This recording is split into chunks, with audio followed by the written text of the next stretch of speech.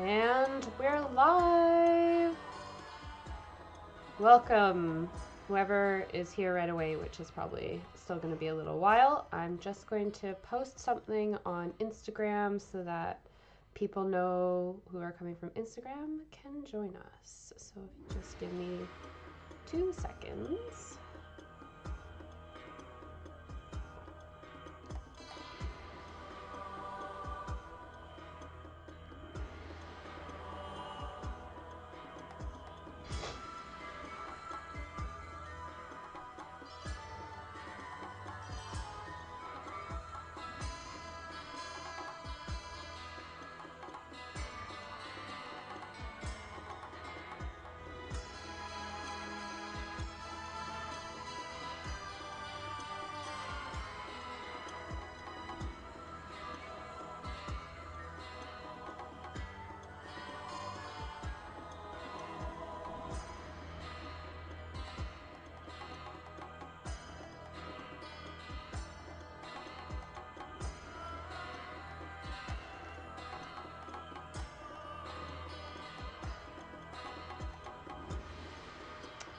Hi, Faverka. Welcome.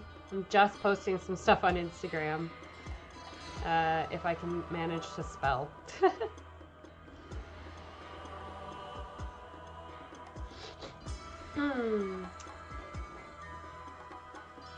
a hieroglyphic picture writing. Hi, Joaquin. Welcome. Good to see you here. I'll have a look at your question in just a second.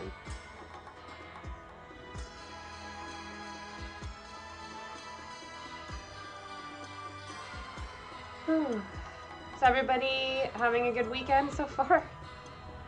I am still recovering from being ill. It was not my most favorite.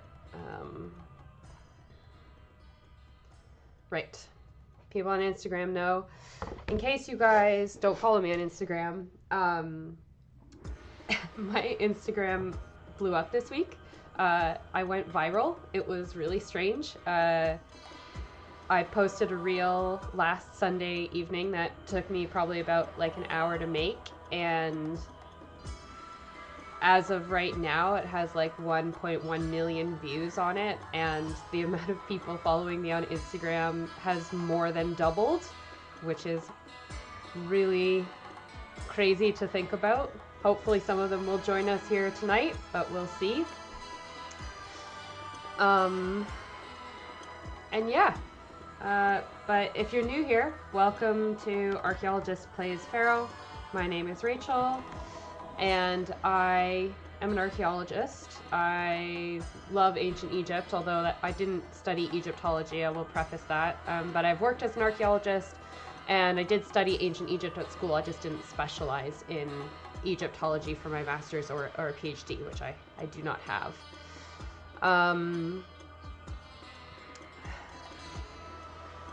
Yeah, what to start with? I'm gonna do a bit of an overview. And then we're gonna kind of kick things off. I'm gonna leave it for about 10 minutes so that if anybody's gonna join the stream, they have a chance to join still at the beginning. If it's just me, Vaverka, and Joaquin, we're still gonna have fun.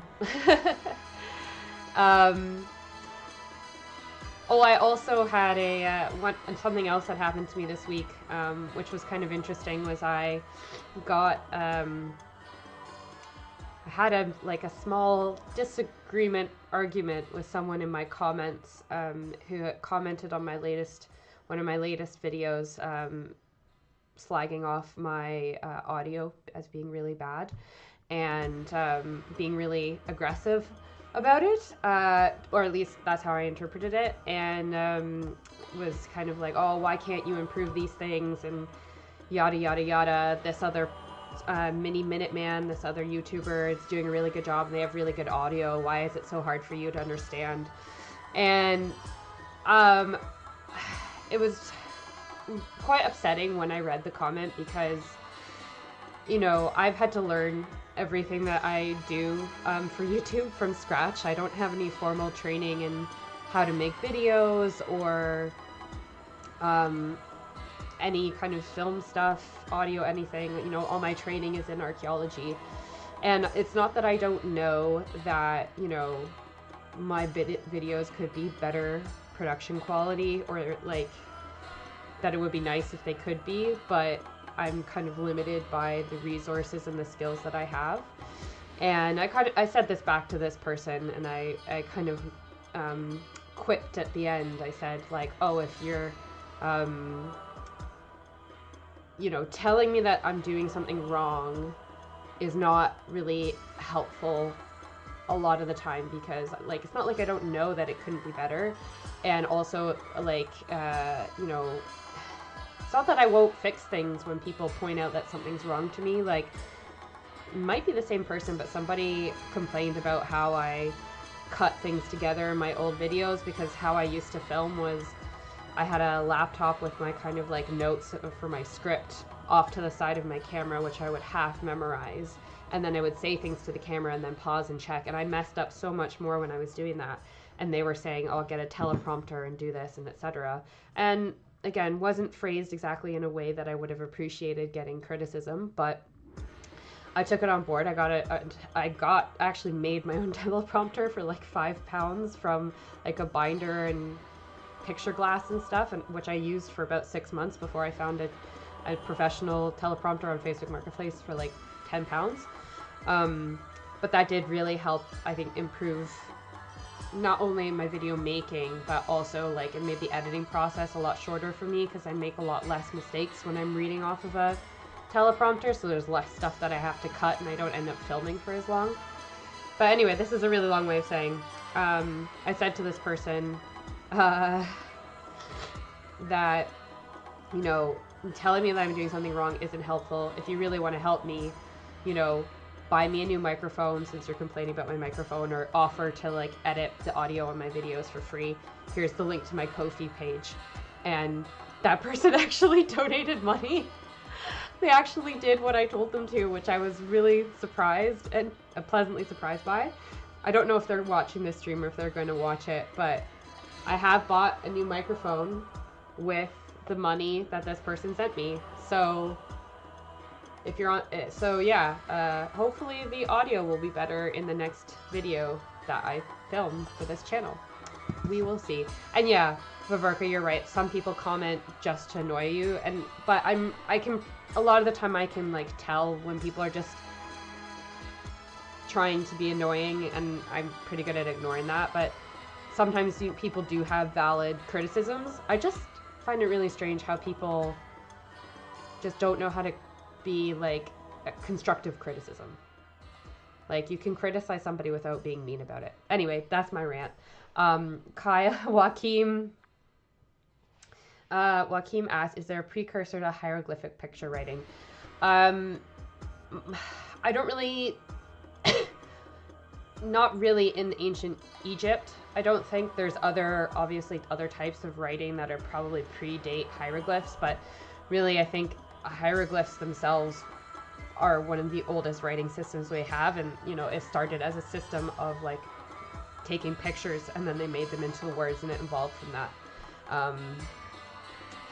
Yeah, the sound is better, I think, on my streams because I'm using this headset, which is like a gaming headset. So I think my microphone is better for this, and I'm using OBS Studio, but it's different for when I film my actual videos. I'm also limited by the fact that I bought my camera, my filming camera for my videos like 5 years ago, and when I did that, I bought a model that doesn't have a microphone plug-in.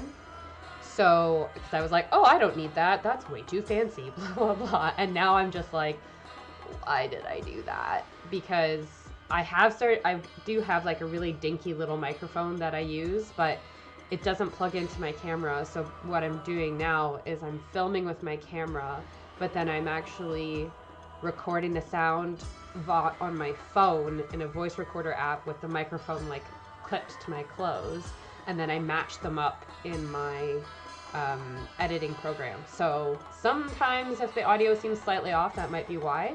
But I would love to get a new camera where I can just plug a microphone in and it can all be great, but those are more expensive than I currently have money for, which is a really great segue into saying, if you enjoy what I do here and you have a spare $1 or £1 or whatever, and you feel like either giving me a super chat on stream or a super thanks on any of my videos. That's always appreciated.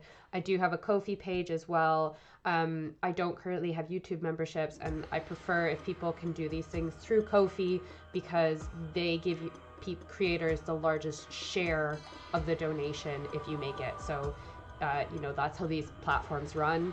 You guys donate £20, say.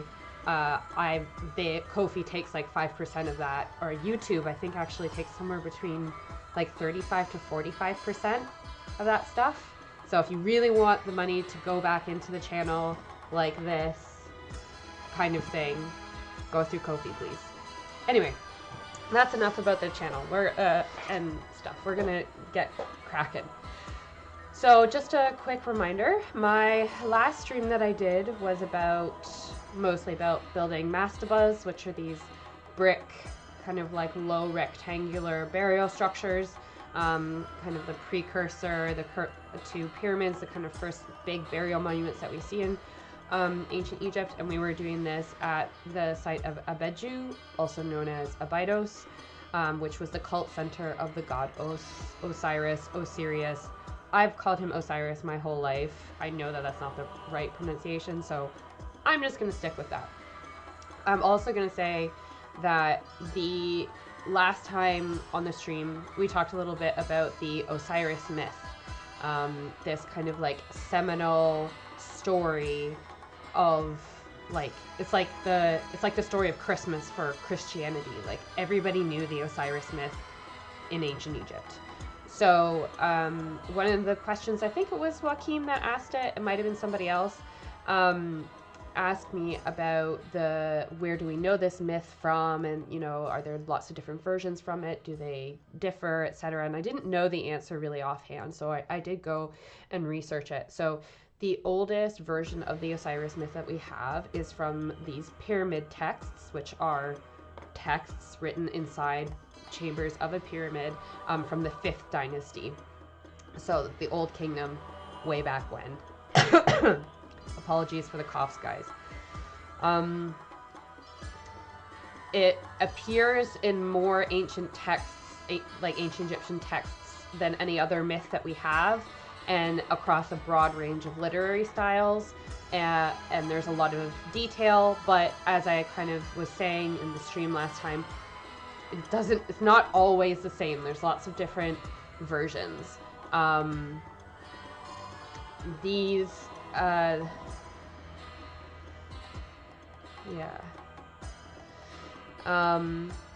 texts, the pyramid texts from the 5th dynasty, they're actually not exactly like a story like Osiris woke up and he did this one day, blah blah blah.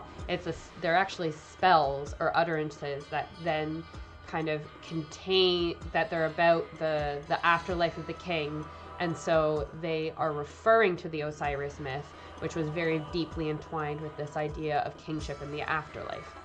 So the major elements of the story, like Osiris's death and then resurrection and the conflict between his son and his brother Set, those are kind of like the key themes that you see across the text. But then things change. So other places where we see the Osiris myth are the coffin texts, which come from the Middle Kingdom. That's around 4,000 to 3,600 years ago. And then also the Book of the Dead, which comes around and is most popular in the New Kingdom. These both contain elements of these myths. And the most complete account of it is the Great Hymn to Osiris, which is an inscription from the 18th dynasty. So that's around 3,500 years ago. And this gives the general outline of the entire story that we know, but it doesn't really have a lot of detail.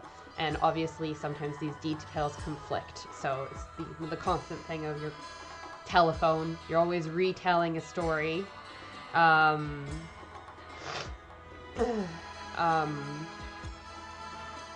You know, sorry, I just got distracted there. You're retelling a story constantly and the details change quite a lot. So, back to the game. Our last mission, like I said, Abydos, building for King Khasekhemwy in 2685 BCE. And what I'm going to do is I don't know if you guys were there last time. I did a horrible job playing this game.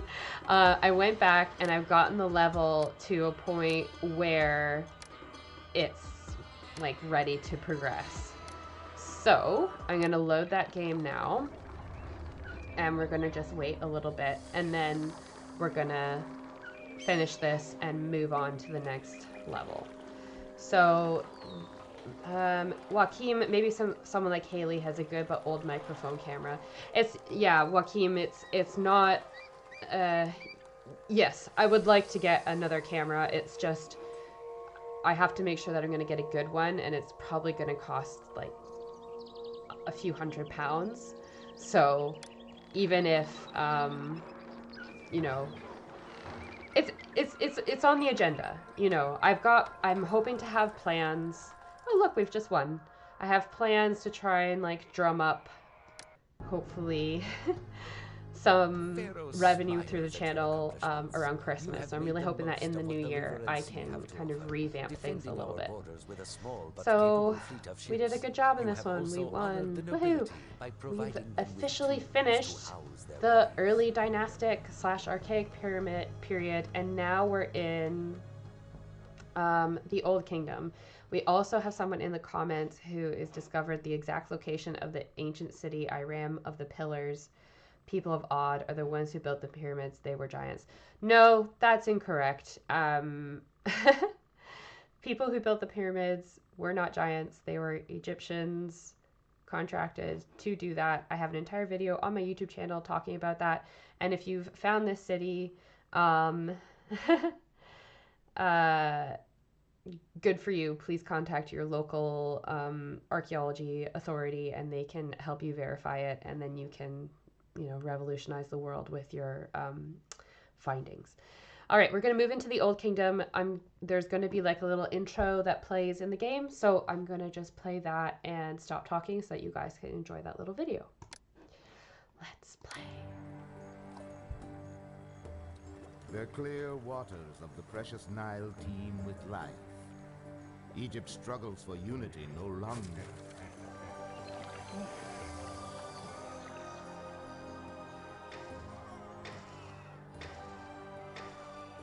Countless loyal and unquestioning subjects carry Pharaoh to immortality.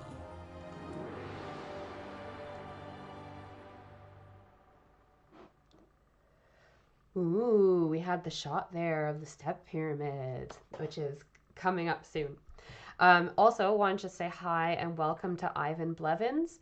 Glad you're feeling better. Thank you. Yes, I'm glad. I still have a bit of a cough and a stuffy nose, but I definitely felt like death on Monday and Tuesday this week, so I'm glad I'm feeling better as well. Replaying Rise of the Tomb Raider, good fun. Love those games, and so excited for the re-release of Tomb Raider 1, 2, and 3. Definitely, if I can manage it, going to be streaming those on the channel for you guys, or at least doing a review of them. And then also the animated series. I'm very interested to see what they're going to be doing with that. So now we are in the Old Kingdom. Dum, dum, dum. It's officially what we tend to call the age of... the game audio is a bit low. Okay, I will turn the audio up just a slight little bit, and we'll see if that's any better. Age of the Pyramids. So the Old Kingdom spans the 3rd to the 6th dynasty of Egypt. This is roughly a period of 500 years, 2700 to 2200 BCE. And the reason why we tend to call it the Age of the Pyramids, or the Age of Stone, is because a lot of the archaeological remains that we have from this period are stone. There's not a lot of biological stuff or like papyri and stuff like that, like left over. Calling it an Old Kingdom is new. This is not how the Egyptians would have necessarily like categorized themselves. This idea of these like 3 like golden ages of the Old, Middle, and New Kingdom is something that was a concept that was actually invented in 1845 by an Egyptologist, and the definition has evolved since then, but kind of still broadly, when we think of ancient Egypt, this is the things that people categorize into it. So as I said, the information from the 4th to the 6th dynasties, we don't really have a lot because they just don't have a lot of papyri. And, you know, I think a lot of the times some of these things just don't survive, or the inscriptions are just not in the place that we've found them yet. And sometimes that's just like a fashion trend of where they're putting the inscriptions, and then whatever that thing is lost to time and it hasn't been discovered. So this period is also one of a lot of internal security and prosperity, as they kind of nodded to in this video. You know, there's this, it's unification, it's one country, you're not having this conflict as much between Upper and Lower Egypt. It's a unified land.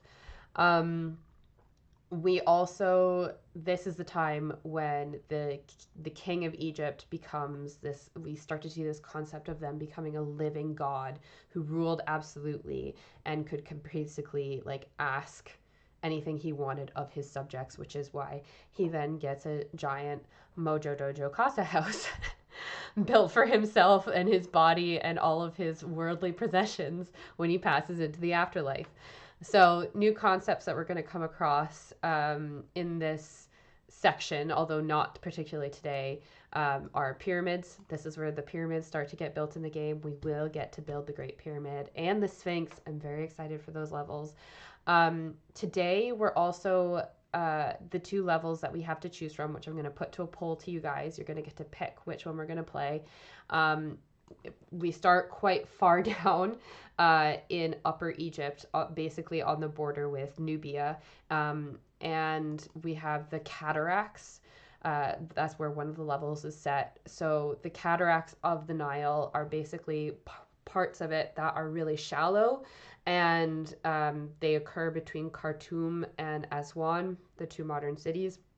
And so the surface of the water is broken up by boulders and stones, and it just kind of, it's basically like a really passable, fordable spot. Yeah, we also have, so basically the 2 options that we have today, we're kind of dealing with 2 spots. So we've got Elephantine and then Selima Oasis. So Abu is what it's called in ancient Egyptian. Elephantine is what we know it as, again, Greek name, who's surprised. And then there's Selima Oasis, secure the caravan trails. So Abu, this one is the more peaceful mission, and then this one is kind of the more warfare-based mission, and they each have their own different requirements. So I'm just going to put a poll in now, and what should Abu time?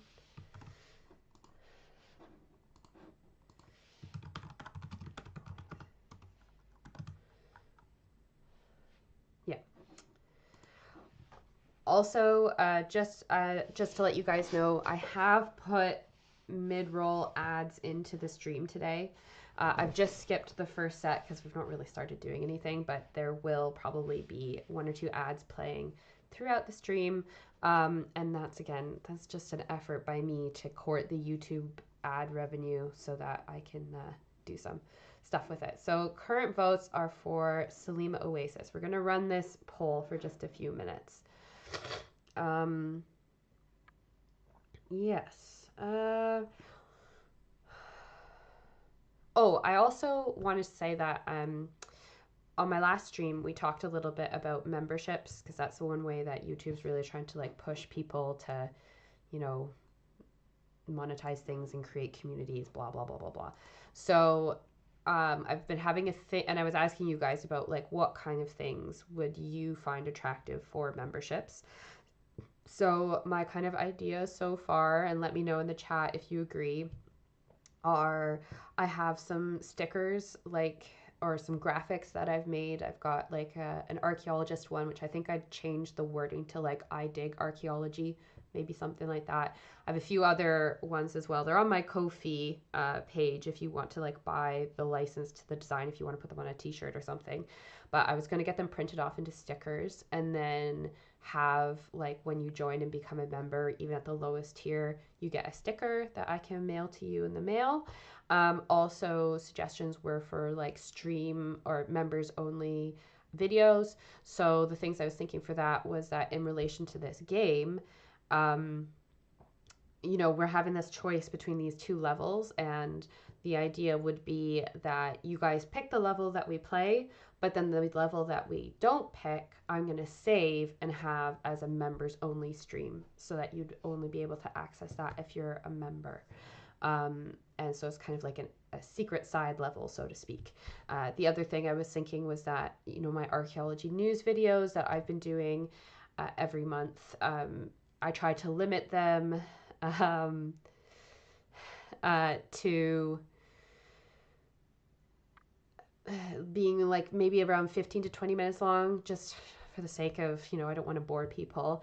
But there's definitely a couple of things each month are things that I could talk about in way more detail. So I want to have kind of extended versions of my archaeology news videos and have those again available for members only. So if you're a member, you get like the 25 to 30 minute video that has way more detail about the particular stuff that we're going into.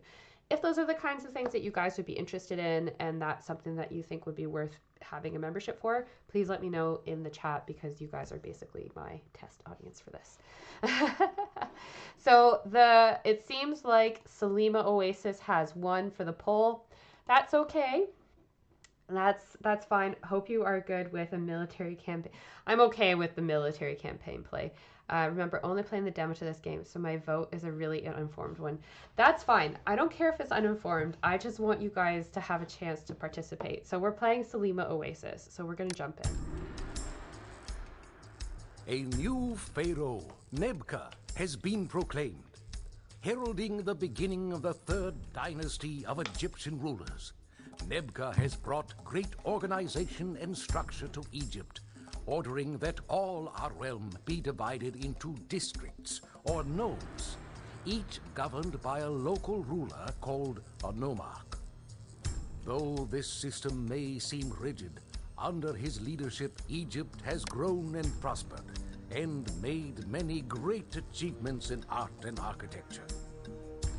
Merchant caravans traveling oasis by oasis from deep within the African interior have begun to provide Egypt with many rare and exotic luxury goods, now prized by our people. Unfortunately, these caravans are routinely attacked by warriors from Libya and even by Bedouin of the Eastern Desert.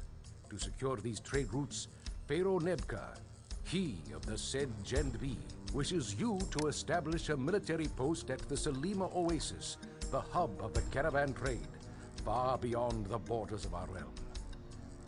There you will find some trees suitable for timber, the sale of which will help you raise money to fund the establishment of this outpost. To forge weapons, you may obtain copper from our newly established mines at Timna in the land of Sinai. From the Selima Oasis, you may import ebony from the African nation of Kerma. Once you have succeeded in establishing this outpost, it shall provide a reliable source of ebony for all the cities in our realm.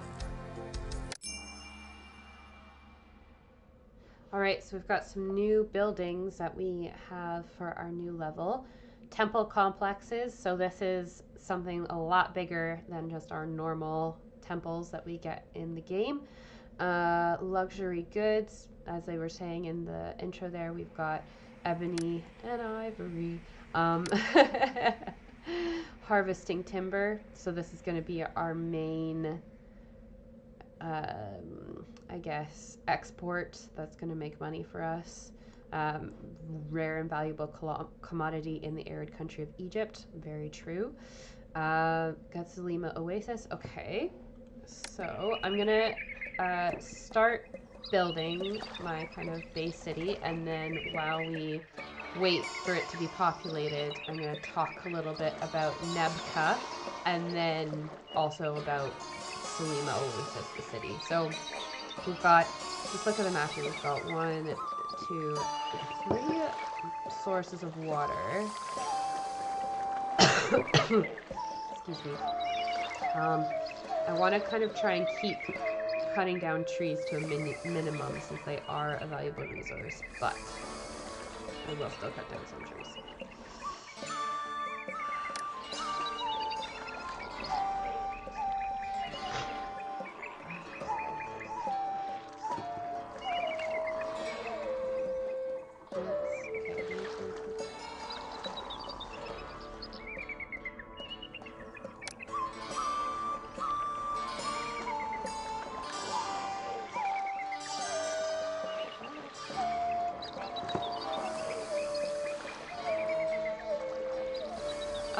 Someone in the, I'll just say while we're waiting here, someone suggested playing Assassin's Creed Origins. I have actually played that game. I bought it a few years ago for my PS4. And I wouldn't say that I didn't like it, but I've never played Assassin's Creed Origins before, or Assassin's Creed at all. I've never played the game at all. And it just wasn't for me. I basically spent the whole time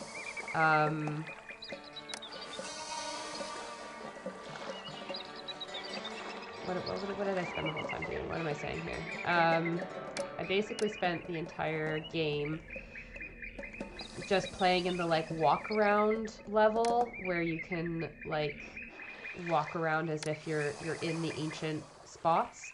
And yeah, I just pretty much spent the whole time doing that in Alexandria, and I wandered around which, I mean, to be fair, they did an excellent job of recreating that city, and all the research that they did with Egyptologists and everything. Like, I was really, really impressed by the caliber of the game that they produced. But that being said, it's not really my kind of game, I guess. Maybe I should give it a second try, you never know. Right, so I'm kind of making 2 areas here with lots of houses.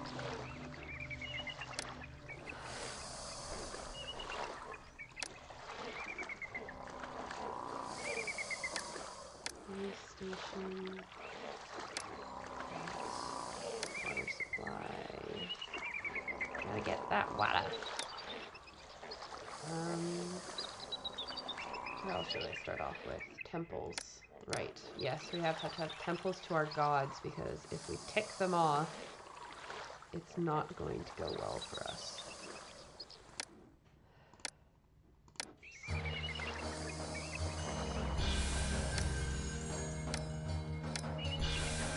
And now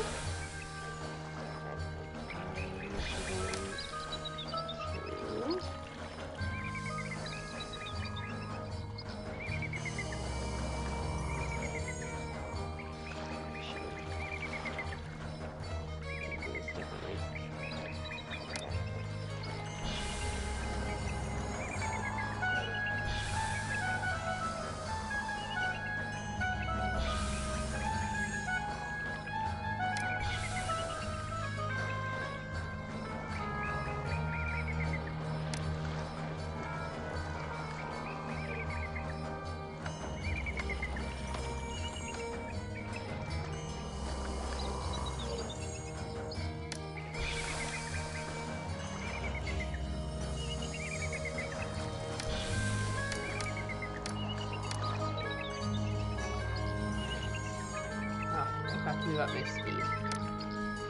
Let's start with our woodcutters. 1, 2, 3.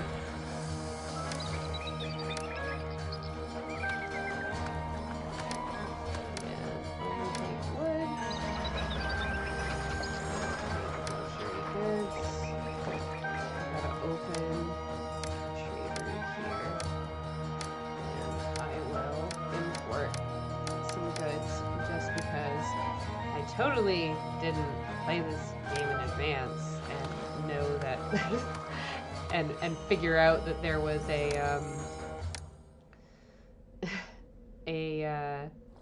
what am I trying to say here?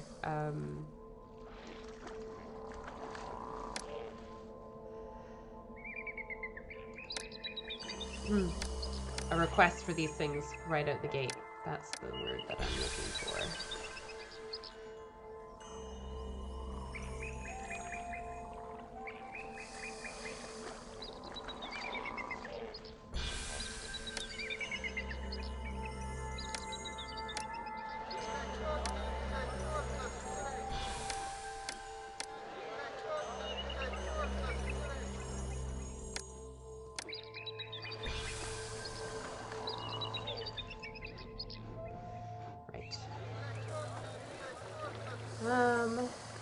Yeah, same. I try to put. Fair enough. More than just walk around. Can't progress to the game with just doing that, which is a bummer. Yeah, exactly. Like I said, I'm looking forward to playing the Tomb Raider ones. And I actually do have the older Tomb Raider, like Tomb Raider Legend and Tomb Raider Anniversary, like the Xbox 360 ones. I still have my Xbox 360, believe it or not. And I can.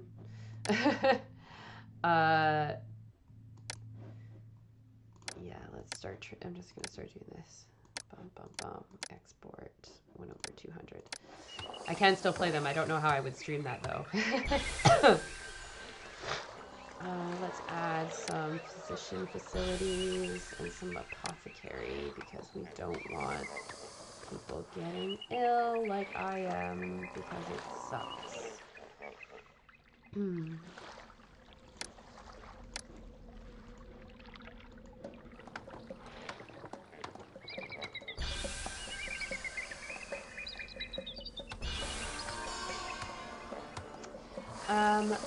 Right, so Nebka. Let's talk about Nebka.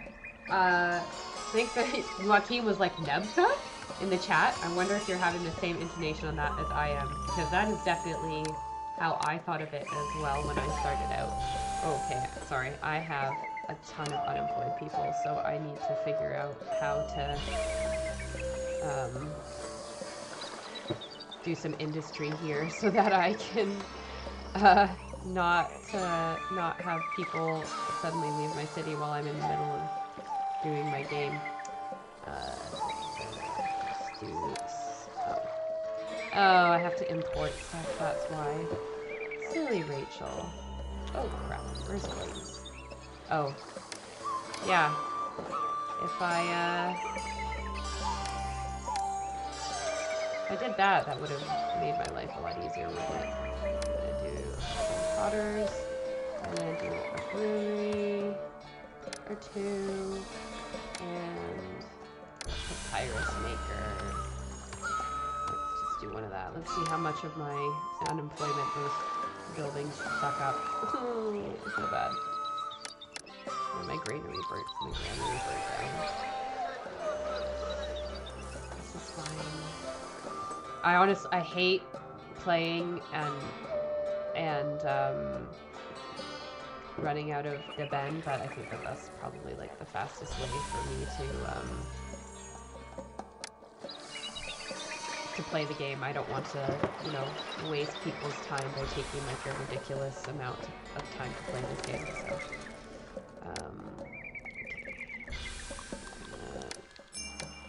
do some.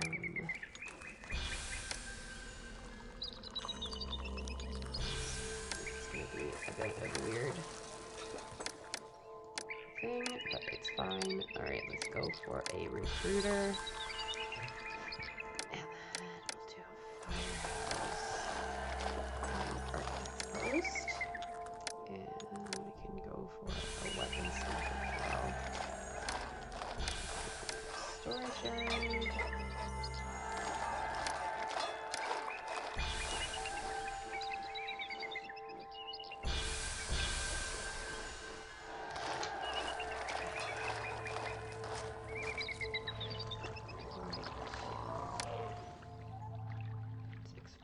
Here, how can I make money? We'll also do juggler school. Let's do that guy around here. And we'll start some booths so that I can have entertainment right out the bat for everyone. So that works. Fine.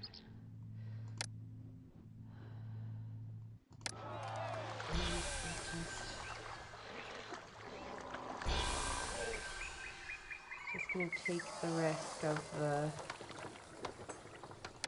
Oops. Again, I'm not playing these levels particularly well, but, you know, that's just how it is. Firehouse. Architect's post.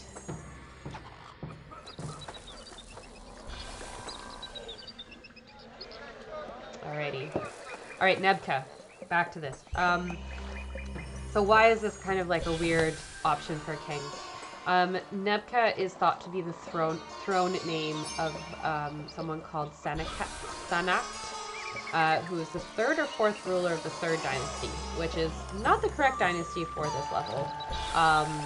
But this person is part of Sparta. Like, there's just really not a lot of information about them. We think that they had a really short reign. There are some older, like, theories that thought that they looked at two New Kingdom sources, so sources from like about 1,000 years after this period, that credited Nebka with founding the third dynasty, but this is in complete contradiction to what we know archaeologically. We haven't located Nebka's tomb, although there are a few different things that have been proposed. Nothing's been definitively proven. But I think the reason why they picked this for this game is because they were following like these older theories that thought this person was like a founder of a dynasty, and maybe was confusing it with Djoser. So yeah, it's really confusing. Nebka's name means Lord of the Ka. That's what his Horus names mean. And there's variation between how long people thought he ruled. Some people think it's as short as 6 years, others think it's 28. Probably closer to 28. It's a bit confusing why the game has this level here, because like the founder of the fourth dynasty and the like start of the Old Kingdom is Djoser. This guy, he's like one of the original Bamfs of Old Kingdom Egypt. He was the guy that just got it together. He did the step pyramid, which is going to be a great level to play when we get to it. But yeah, Nebka and Djoser are not the same person. So this level that we're playing is Selima Oasis, which, you know, military stuff, fine, but does mean that we don't get to get my whole spiel today about Elephantine, which I had way more information on Elephantine than I do on Selima Oasis. I really don't have as much research about it because as we can see from our world map, this place is in the middle of nowhere. That continues to be the case. It is not super well researched. It's not super well excavated. So, yes. But this is Selima Oasis. We've got some military stuff happening. I've got my recruiter. I'm going to put a fort in of some archers.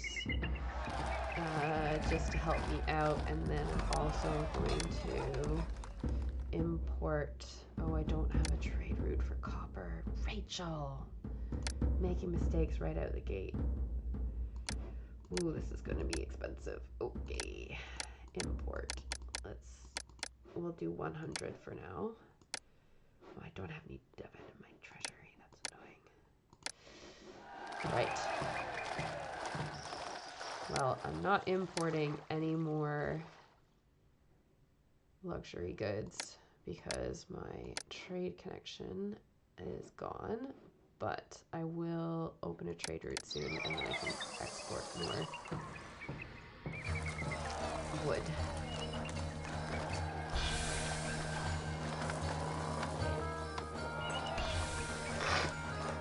I've got my archers. Joaquin was asking what dynasty did Tut and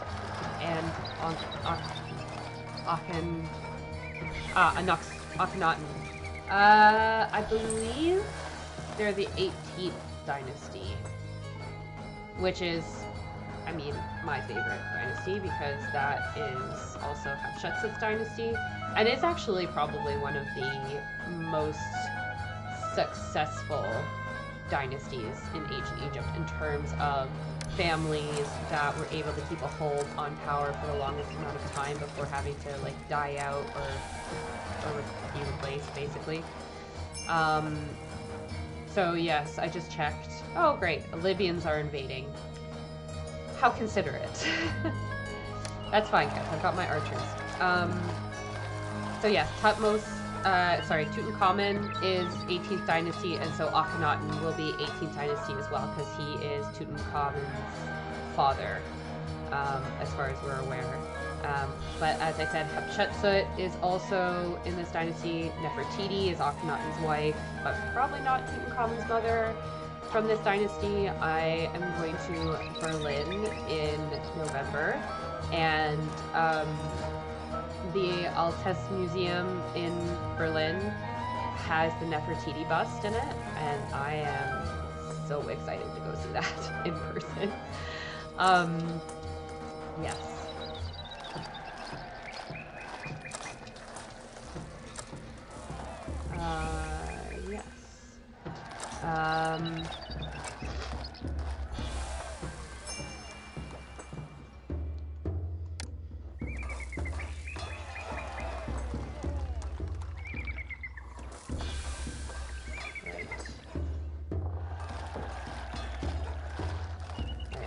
Stop importing copper for a second here.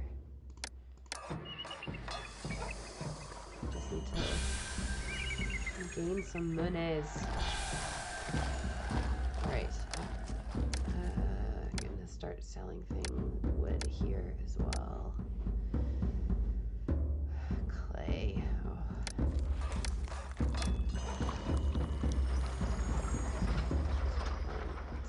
Clay and pottery. Quarter of the yard. 3/4 of the yard. Right.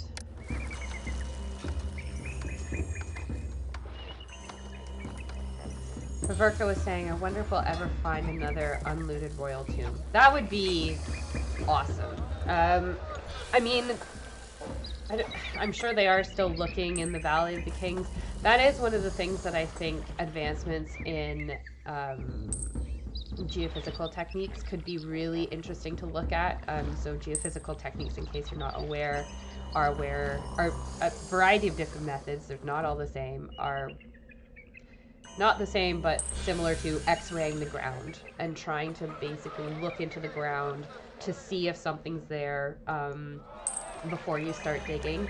So it can be really useful in helping you target different spots. So, you know, previously with archaeology, it's really it's an educated guess of where you're going to dig, and there's no guarantee that you're going to find something. So, yeah, it's really interesting to have the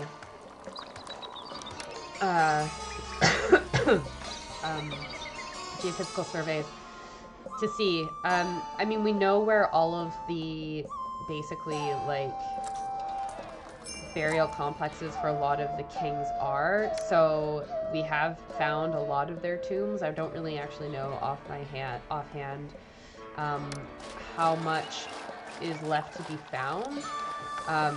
If you watched the documentary on Netflix, the Lost Pyramid one that came out in July, again, reviewed it on my channel if you're so interested. What's his face? Zahi Hawass is looking for the Pyramid of Huni, which is a king from, I think it's the second, it'll be the 4th dynasty, who's maybe the father, not Khufu, but Snefru, I think. So yes, there is potentially some things left to be found, but don't know if they've been looted or not. If we were able to find like an unlooted king's tomb, like that would be so great, especially right now because there is such a big trend in Egypt of digs led by Egyptians. I think that's really sometimes like a sore point for them, that a lot of the major discoveries made in their country were made by foreigners because of, you know, colonialism and all these other things, and they were made many, many years ago. Also, something that's kind of frustrating for me or other archaeologists is that these finds are made by people, you know, 100 years ago who were at the start of what we know about... Oh, okay, we're getting invaded. Okay. A lot of these finds are made at the start of when we have just of what we know about archaeology and are still developing archaeological techniques. You know, and they're made, I don't want to call them cowboys, but like, you know, how we would excavate something today versus how we excavated something like, you know, nigh on 100 years ago are very different things. And it would be so cool if we could like find Tutankhamun, something like Tutankhamun's tomb, and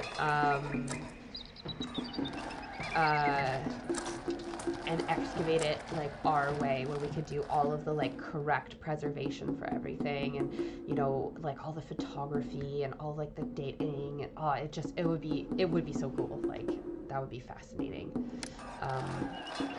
if we were ever to have the opportunity to do that. Oh, my economy is doing really well and without me trying. This is very strange. Okay, I'm gonna import some clay, and eventually I'll import some barley.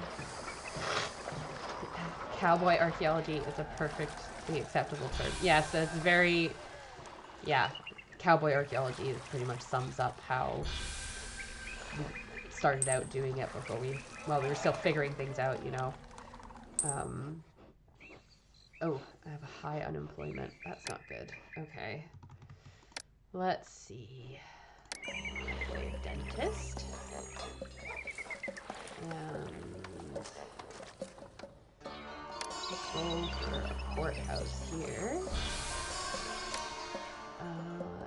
Conservatory. And I'll also do advanced school. Festival complex.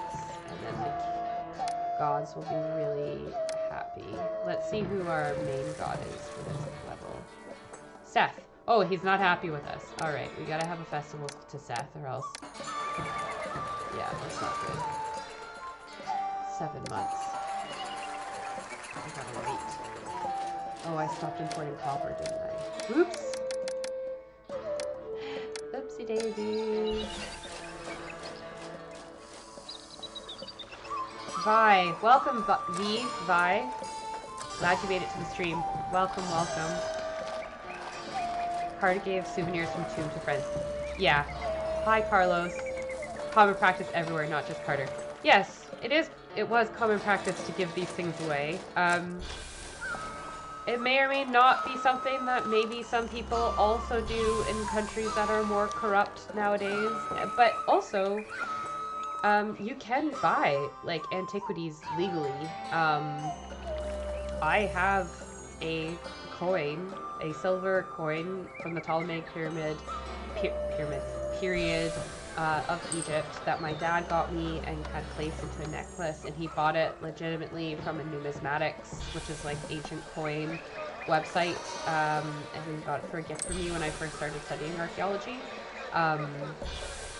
So yes, you can buy these things because there's just not enough places to store them, and not everything is worth, and museums don't always want everything. They have a real problem with storage and running out of storage for everyone. So let me just get rid of some houses here. So you can legally buy antiquities. You can also illegally buy antiquities. I would not know how you do that. I have never done that. I do not ever plan on doing that. But yeah. I'm not taking these supplies any further until someone's available to unload them.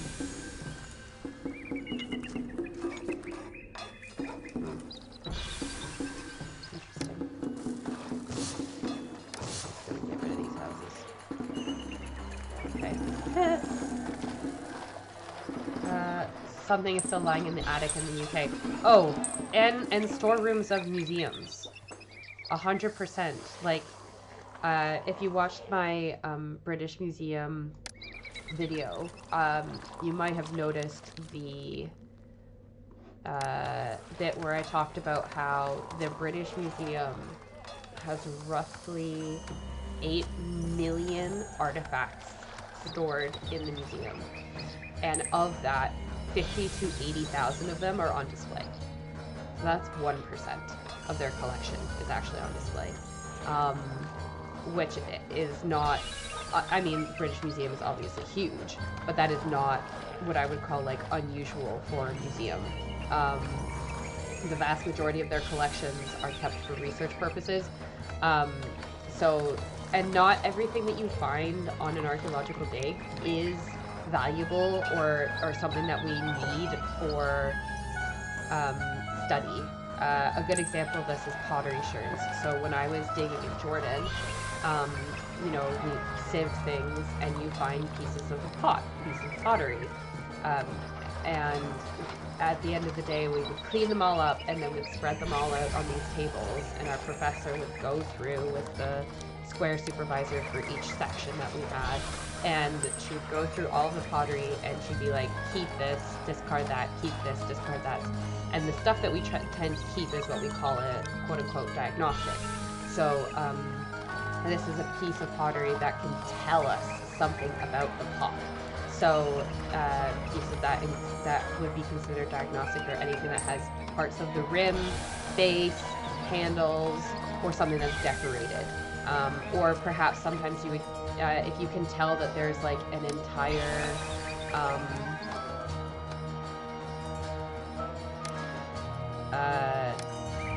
pot somewhere, or if you find like an entirety of a pot, you keep all those pieces and maybe glue it together. But if you just find like a random body sherd, and I'm saying sherd, S-H-E-R-D, that is the proper name for it, not shard. I got lectured about this so much when I was doing field schools, is that a shard is a piece of glass and a sherd is a piece of pottery. A body sherd it doesn't tell you anything, so that there's no point in keeping every single body sherd. So all of the stuff that, oh, I didn't send my troops. Oh crap. Oh, that's gonna really, okay, well I have to live with the consequence of not paying attention to the game, I guess. Oops. Yeah,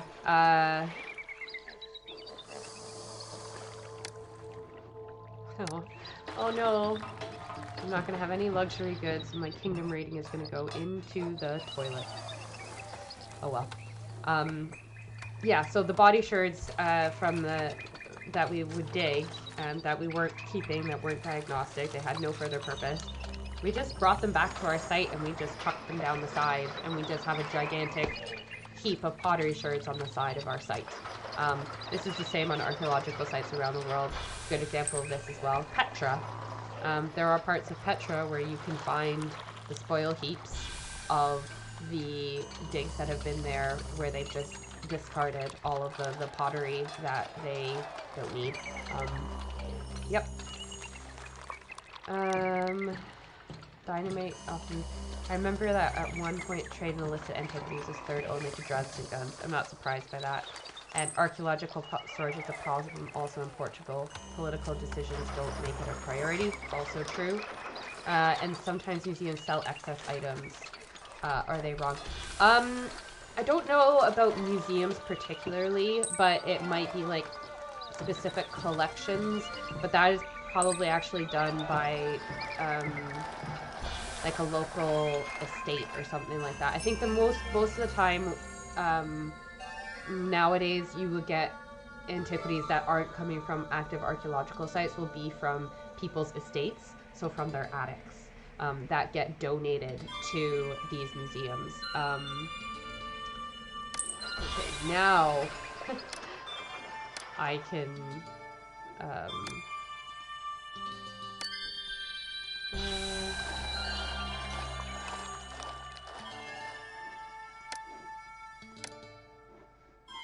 but I thought I did this.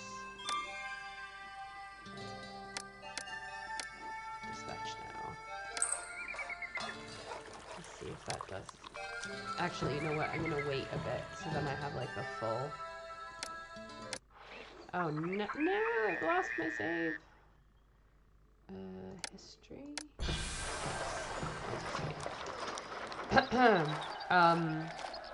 People donate estates, and it just turns out that they have something. But yeah, like antiquities do get sold. So like the whole thing with the British Museum thefts, that was really interesting. Is that basically the person that figured out that they were being stolen from was an antiquities dealer, because they were buying antiquities from this person on eBay, and they recognized that one of them was from the British Museum because they'd done some studying there or something. It was somebody who had a doctorate, like you know, it wasn't some like shady car salesman, but you know, and probably some of the items that this person bought were stolen, and they, you know, went through the whole rigmarole of trying to alert the British Museum, who just basically seemed to ignore it for a while. Don't know why that happened. But yeah, you can buy antiquities legally, but and certainly rich people like to do that, and clearly it's something where you can get them on eBay. I don't think that I'd recommend that. I'd recommend trying to find like a legitimate auction house that does sell them, like Christie's. I mean, probably out of the budget most of the people on this street, but Christie's sells antiquities fairly regularly. Yeah. Also, note about the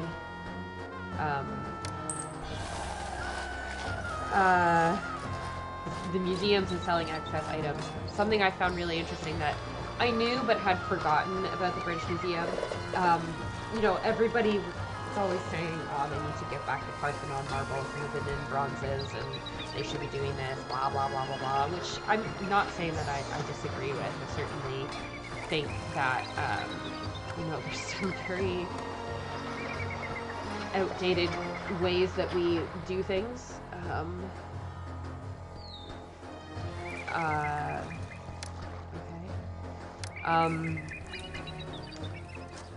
They're like, in terms of something like the Parthenon marbles, people think like, oh, they should just give them back. It's that easy. It's not. And maybe I should do a video about this.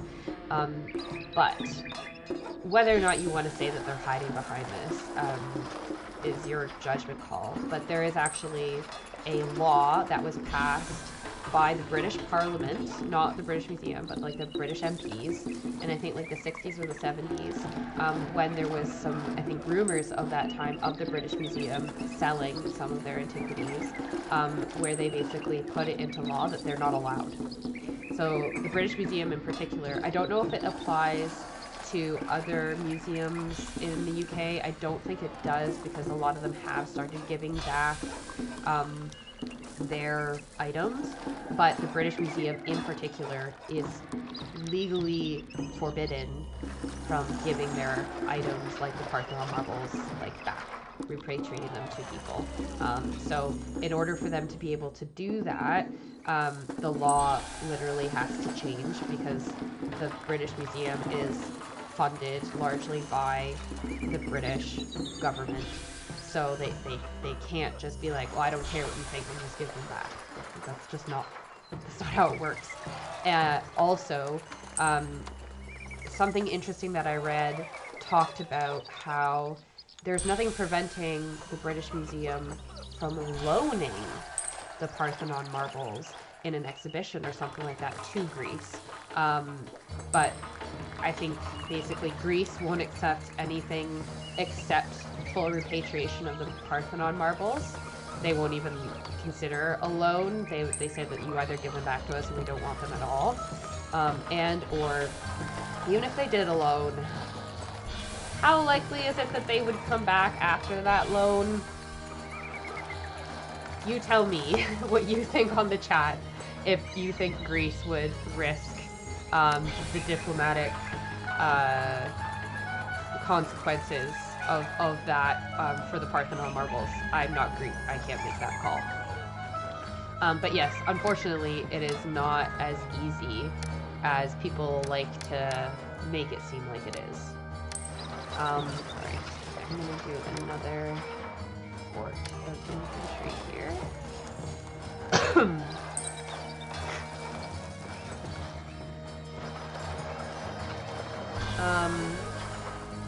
Yeah. Once I found an oil lamp from ancient Israel in a free stuffed box near the thrift store. Baverka, tell me more about your oil lamp. How do you know it's from ancient Israel? I'd like to know. So I'm going to talk a little bit more about Selima Oasis just now. Just use my helpful map here. As we can see, oh no, am I about to be attacked? Did I just send my army away and I'm about to be attacked? That was stupid. I'm going to do a fort of archers. And just see if I can get this in under the wire. Anyway, back to the map. Selima Oasis is an oasis. It's in modern day Sudan, ancient day, kind of ancient Egypt. I don't know. I think the border probably went a bit. I don't really have any good photos of it. Let me just see. Can I don't remember how I set up to change the photos on this. I don't really, to be honest, I don't really have any photos of Selima Oasis to show you guys, because there aren't really any. As I said, this is not like a well-visited area or well archaeologically attested area. So it's 90 kilometers or 56 miles west of the Third Cataract. So these like shallow bits of the Nile. But it lies along something that's called the 40 Days Road, which is a desert track that links Kordofan with Egypt to the north of Selima. And it also goes somewhere called Karga Oasis and Dunkul Oasis, which are two levels that do come up later on in the game. It is it's called the 40 Days Road because that is the number of days the journey was supposed to have taken in antiquity to travel the route, I guess, from Nubia to wherever the final destination is in Egypt. Maybe it's Memphis up north.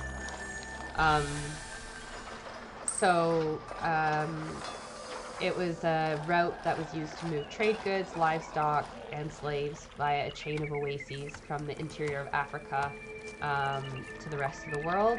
And it probably did exist at the time of the pharaohs, and they would have been using donkeys for transport, as we see our traders doing here. I'll be a hero. It's the trader's life for me. We don't really know a lot. It's not mentioned very often.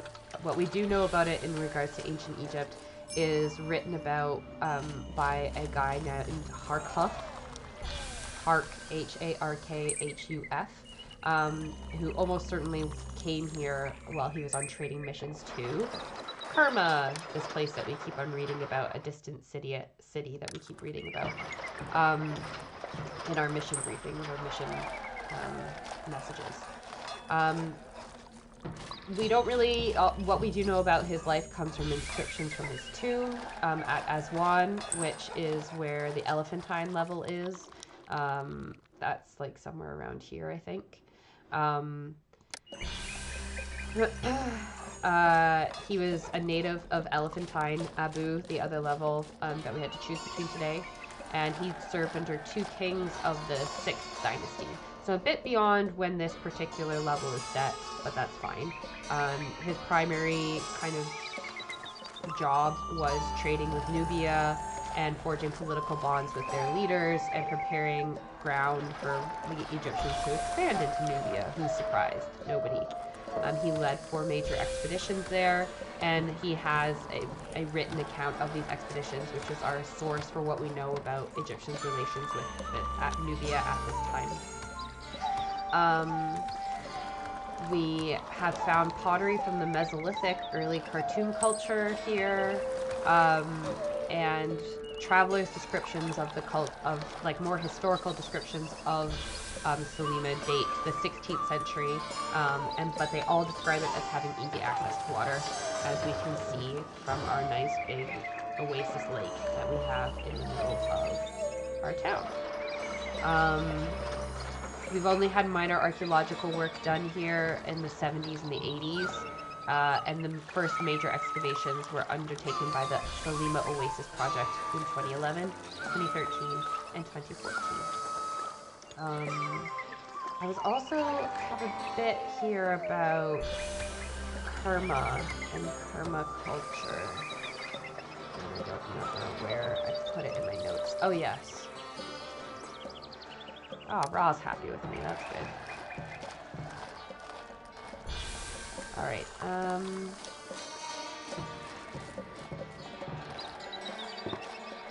what can I do here? I can export beer. So let's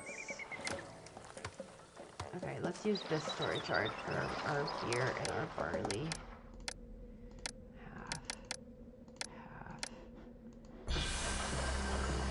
Import some barley.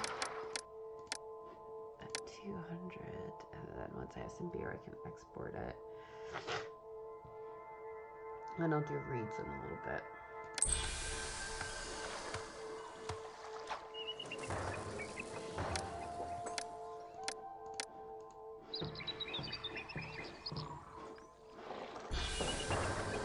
Right. What are my mission things? 0 prosperity, culture, not enough dancers.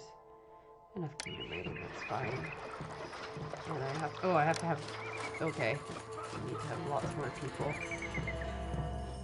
So, what's the best way to do this? I'm gonna have to end up kicking all these people out. I'm such a bad landlord.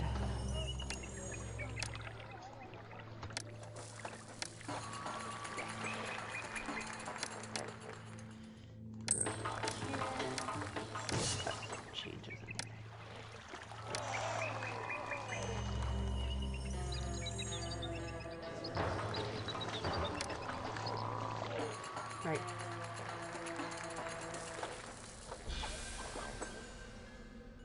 Can't you use the mouse pointer to show us the game map? I thought I did. Can you guys not see my mouse? If you can't see my mouse, let me know in the comments, because I thought you guys could probably see what I was doing, but if you can't. Yes, Selima Oasis is here. Kerma is here. Joaquim, sorry, I'm getting back to your questions now. Joaquim asked, does the UK government funding museums like the Swedish government do? I think so. The British Museum in particular, so there's like the Department of Culture, Sport, and something else. I can't remember what it's called. But that is the department in the UK that looks after museums. And museums are like largely national bodies in the UK. That's why it's free. So it's free to go to these state museums like the British Museum or the National Museum of Scotland. That's the one that I've been to very many times since I live in Edinburgh. But they also obviously don't only rely on government funding. You know, all these places have gift shops. They also will have private donors and private donations from rich people. The National Museum of Scotland, and I'm sure the British Museum does it as well. They run events as well. So I actually did, believe it or not, I did look at using the National Museum of Scotland as a wedding venue when I was looking for wedding venues. I ended up getting married in a castle, but the museum would have been pretty cool. And they do lots of like museum after dark events as well.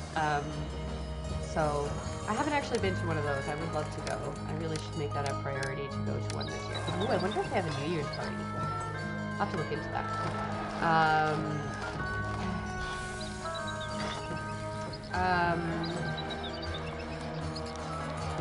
Yes. Okay, next question. I use Google Lens tool to find it.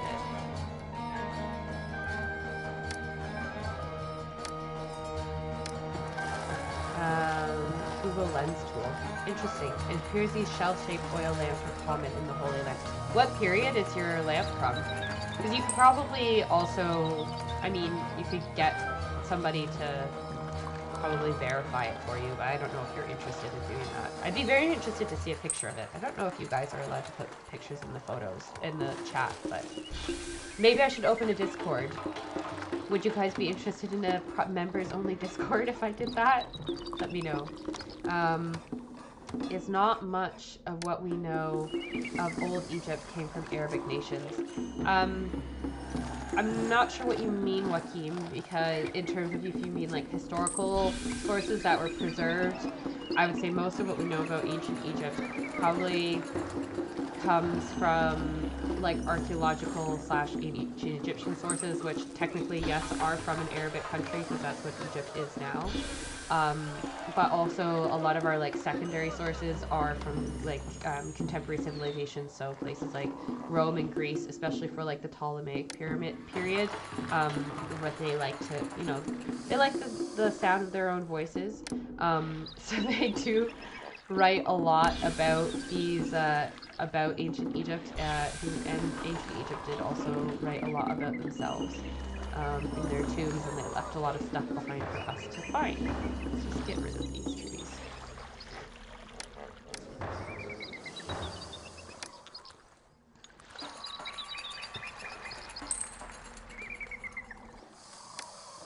Some plazas.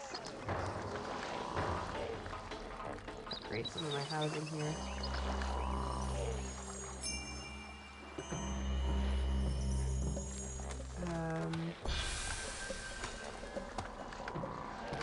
Can't use the mouse pointer to show us on the game map. No, I can't. Now I can. Not sure what you mean, Joaquin, in terms of what you want me to show you, but this is fine. I have a little bit about Kerma that I'm going to talk to you about with you guys. Just give me a second. I'm going to take a drink.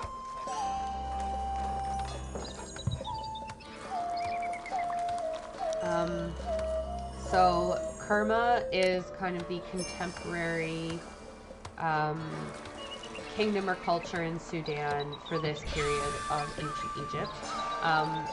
Prominent around 2500 BCE to 1500 BCE in ancient Nubia, so Nubia, modern day Sudan area, as we can see here. Is based in the southern part of Nubia, also known as Upper Nubia, but it then extended its reach north to Lower Nubia and the border of Egypt. So when we think of Upper and Lower Nubia, it's the same as Egypt. It's the other way around from what you think it is. It's upstream of the Nile because everything in Egypt revolves around the Nile. Sorry, what was that thing? Oh, I have a new trade route to Kerma. Oh, right. Okay, so I can trade with these guys again and finally start filling some of my orders for luxury goods.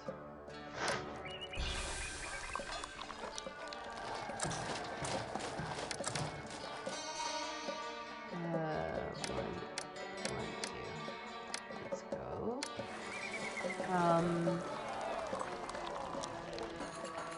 So from around 1700 to 1500 BCE, Kerma became a sizable empire that rivaled Egypt. But around 1500 BCE, it was absorbed into the New Kingdom, although rebellions there continued for centuries. By the 11th century, BCE, we then see something emerge from this area that's called the Kingdom of Kush, which may be related at some point to Kerma, and then it regained their own independence from Egypt. Kush also always had like a hugely Egyptian influence, and I think very interestingly, the later dynasties of the late period were Nubian dynasties. Essentially, what happened was there was a bunch of Nubians who got absorbed into ancient Egyptian culture. That when like the New Kingdom and the Intermediate Period and that stuff all happened, they saw themselves as the continuation of the Egyptian Empire, and they eventually came north and took over, and there's a few Nubian dynasties in the later eras of Egypt. So yes, there were black pharaohs, although I guess your interpretation of skin, it's a spectrum, but you could say that probably most pharaohs were not as Caucasian. Well, I say most pharaohs. Yes, that is true, I guess, because of the Macedonians. But pharaohs were not like Caucasian, as we think of them now today. Has anybody been looking for the tomb of Ankh-Senamen? You mean Tutankhamun's wife? I think they might have found her. Let me just check. Later life. Yeah. So in 2010, they announced that they think there are 2 queens found from KV, that's Valley of the Kings, Tomb 21. They think that one of those is on Ankh-Senamen, or Ankh-Senamen, but they haven't been able to completely DNA analyze it yet. I don't know if that's just because of funding, or maybe they just don't have the samples aren't preserved well enough to be able to do the analysis. Because there are 2 like baby fetus children in that were found in Tutankhamun's tomb that are like his children, that clearly didn't survive. So they have tried matching. They have tried matching her to them, but they didn't have enough data. But whatever they were able to learn from her DNA did show that she was part of the 18th dynasty, and Ankh-Senamen is the daughter of Akhenaten and probably Nefertiti. I don't know if that's known for sure.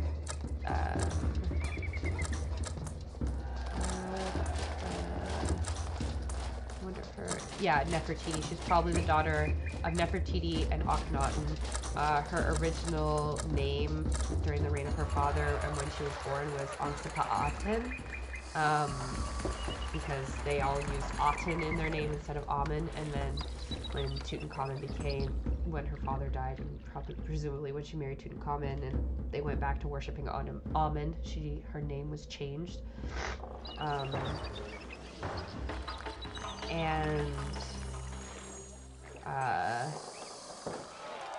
Yes, there's also, she has some letters that are some really famous letters, but we'll get into that when we get into Tutankhamun's tomb. He is you can build Tutankhamun's tomb in this game much later on.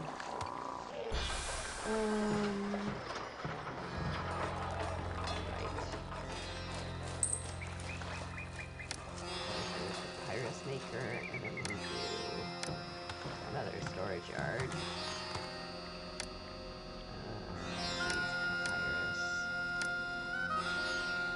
We're gonna start.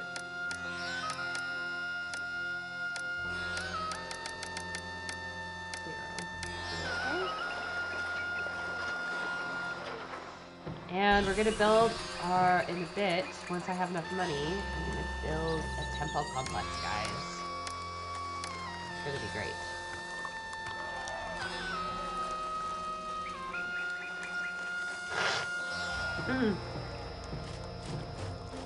Funny how the movie The Mummy put her in the totally wrong time period.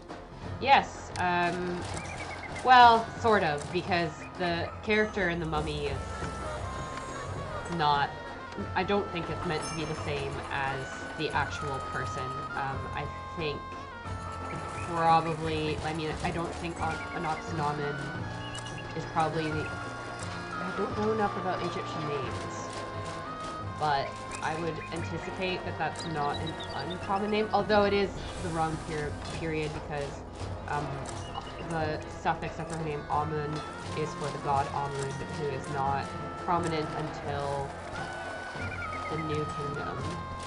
Although,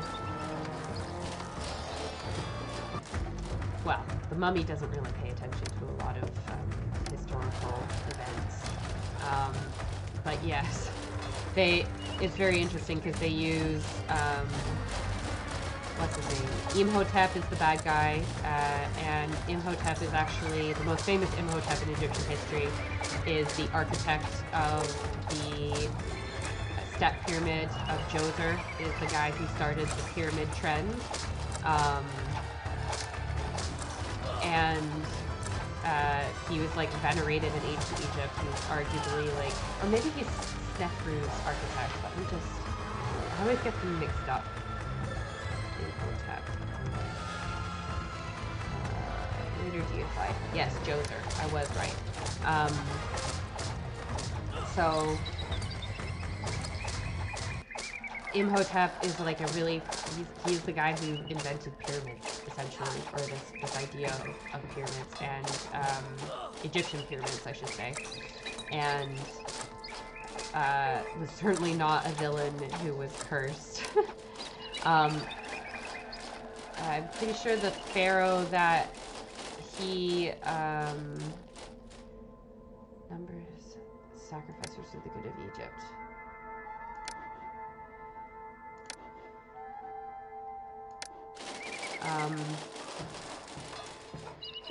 But the pharaoh in the movie is Seti. I'm pretty sure that the pharaoh in that is a New Kingdom pharaoh, so like thousands of years removed from Amenhotep, and then an Oxynomen is pre-Seti, although they are much closer together than Imhotep and the rest of them. But I actually did do on my channel a review of the Mummy movie from an archaeological perspective, looking at, you know, how much of it is real and how much of it is made up for a plot line in a movie. Which, to be fair, it does not bother me when films, or it doesn't, I should say, it doesn't bother me anymore when people make up stories for films. As long as they're not claiming that this is historically accurate. I know that people can't always realize the difference, but in terms of like, is this real or is this not real? But, you know, the Mummy movie is with Brendan Fraser and Rachel Weisz. That is like one of the films that started my love of archaeology. And I can appreciate it for what it is, which is a great film, and it does base some parts of it off of real life history, which I also appreciate.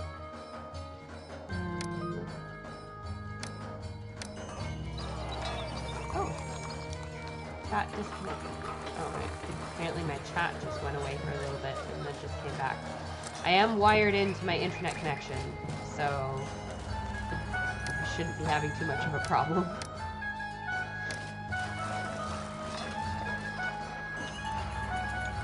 Right. I need to up my exports because I need to build a temple complex.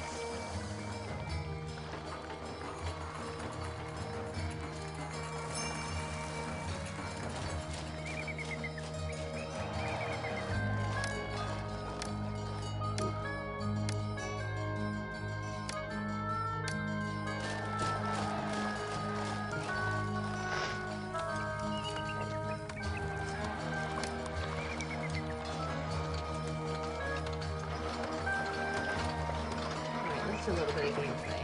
Imhotep meant he who comes in peace. Yeah.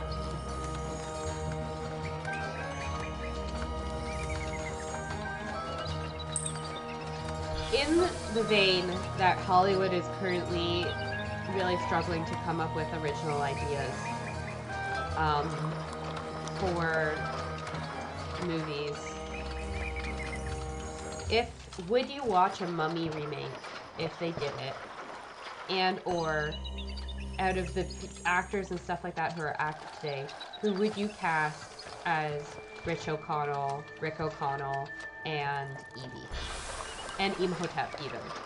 Although definitely, you know, nowadays if they were, I think Arnold Vosloo, I saw him do a thing where he spoke about how, you know, if they made the Mummy now, he's South African, white South African, they should probably use an Egyptian actor to play Imhotep, which I agree.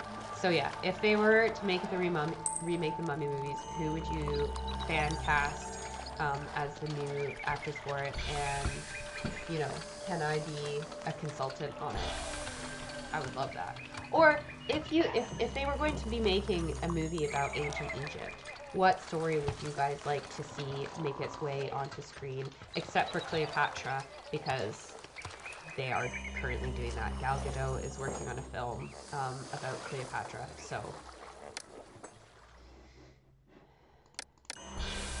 All right, $4,000. I think I could do a complex. All right, I think what I'm going to do is I'm just going to put it here.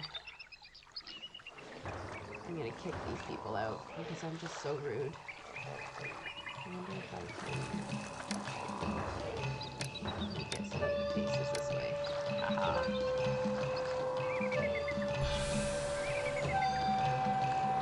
This is our temple complex.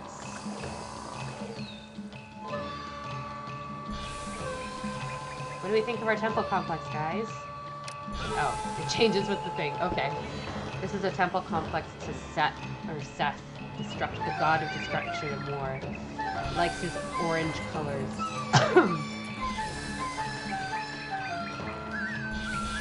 It's a great building as well because it sucks up lots of employees. Oh, why did I not give these guys a bazaar? I'm so rude.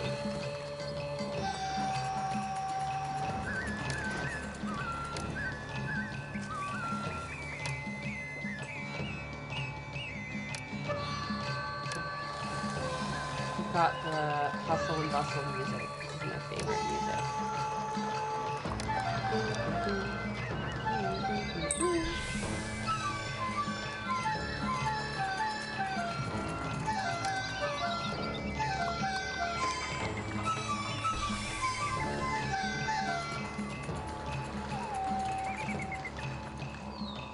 Concurrent viewers. Yeah, let me know, guys. Put it in the chat if you're here. What kind of mummy movie would you like to see, or what Egyptian story would you like to see on screen? I can tell you that if I had a choice, I would see the story of Hatshepsut and put on screen. I feel like that would be. I know everyone likes to complain about like wokeism and yada yada yada, but like I feel like if ever there was a time in cinema for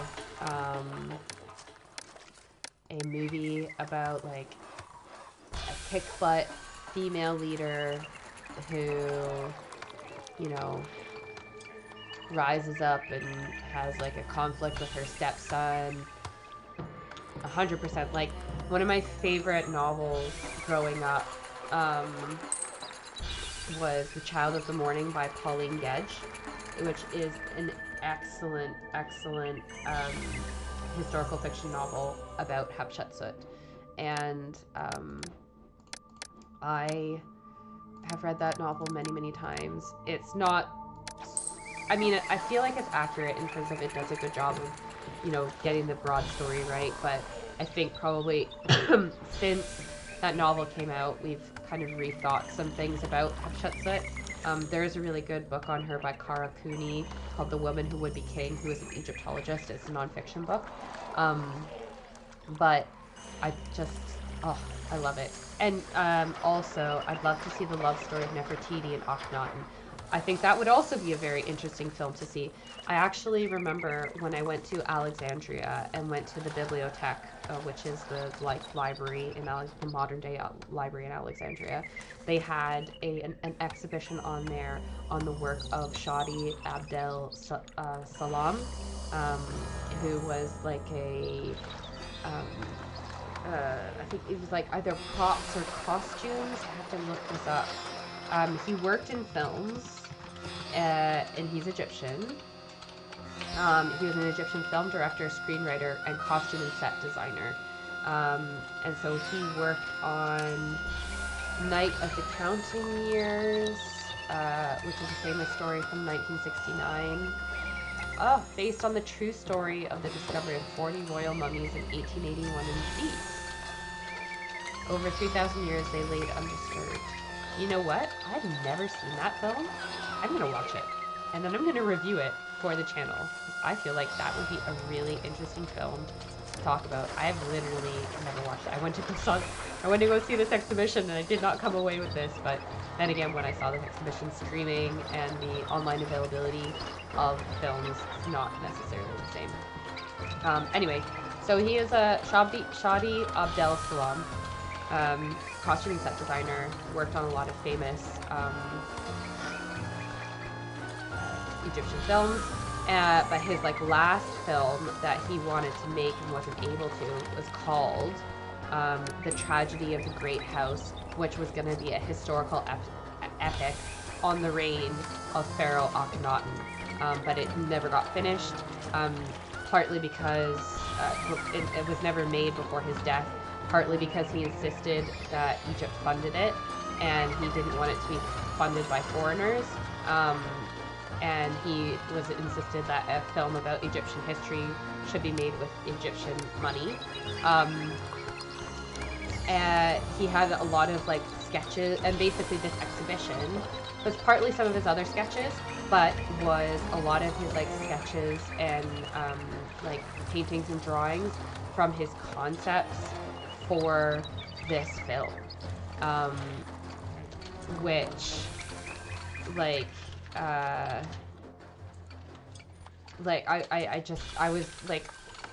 I did art in high school, and I've always had like an appreciation for some art. I don't get abstract art, but I loved that exhibition, and I thought it was just like the coolest thing to slice bread.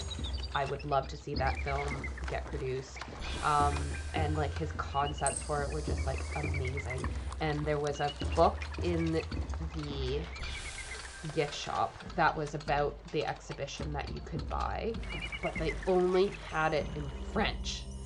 They only had it available in French. They didn't have any English copies of this book available, which was so devastating because I didn't buy it at the time, and I now really wish I would have.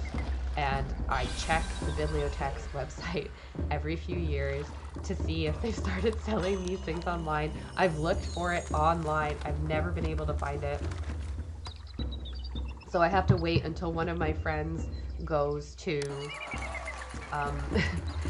to Alexandria and ask them to pick it up for me in the gift shop. Or maybe I could do, maybe one day if my channel gets big enough, guys, I could do a tour of Egypt. I don't know if I'd actually be allowed, because I think you would actually need to have a degree in Egyptology to lead a tour. But yeah. Pipe dreams, or I suppose aspirations, channel aspirations. Get to a point where I could lead a tour to Egypt with a bunch of you guys. How fun would that be? Nefertiti forever. Next rise the first in the Pharaoh to power. Omar met Wally for Taylor Lautner for Rick. Jenna Ortega for E. Ad time. Pharaoh, Polish film from 1965. I've never seen Pharaoh from 1965. I will have to add that to my list of things to watch.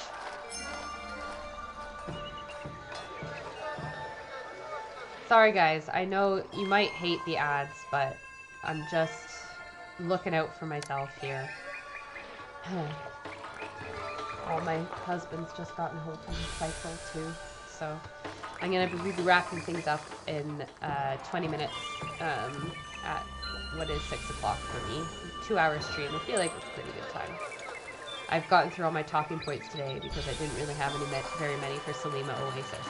I had so many. I had so many talking points for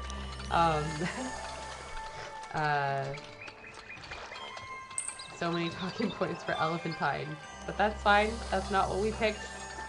I can live with that. It's okay. Oh no, that's not what I want to do. It's fine.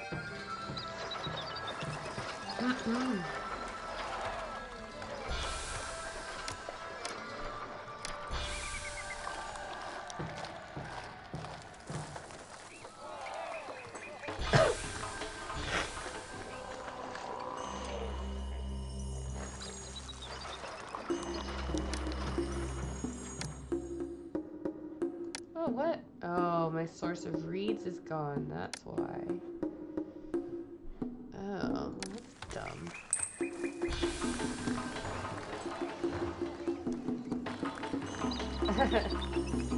Local friendly anarchist. Movie idea. Army tries to march to attack Libyans, disappears in the desert. They all get killed with some sort of mix of supernatural stuff.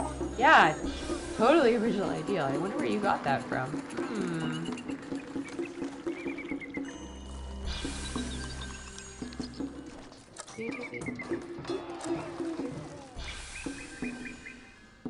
I sometimes think I probably hear this music in my dreams because I've played this game since I was like 7 years old, and I know every single piece of music. And I think the music that they use is it's not like stock, but it's not like completely originally used for the game. Or maybe that does mean it's stock, but I know like every single piece of music in this game, and I have heard it in other like media, and when I hear it, I'm like, that's the Pharaoh music. Alright, we're actually going to get Khasekhkhamwy, the pavilion going here, so that I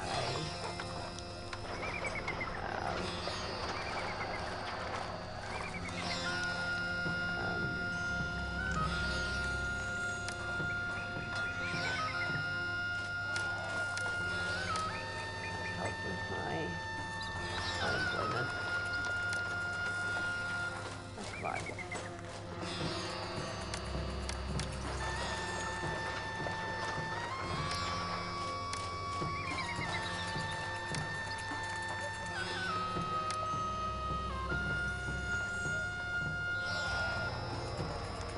I loved the aging of Anubis in the first Mummy movie, from brand new and shiny to broken and colorless in minutes. Yeah, that was a great transition. I mean, there's so much. I mean, what is there not to love about the Mummy movies? They're amazing. I wish that the third one had been good, but it wasn't. I did not like it.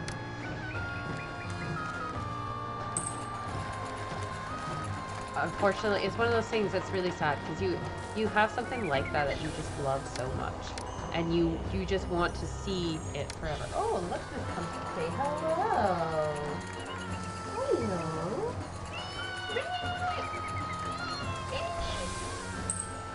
Say hello to the people on this team. This is Emma. Have I forgotten your dinner? Have I forgotten your dinner? Yeah, I think I have. Yeah. You give me just 1 sec, guys. I'll be right back. I have to feed my cat.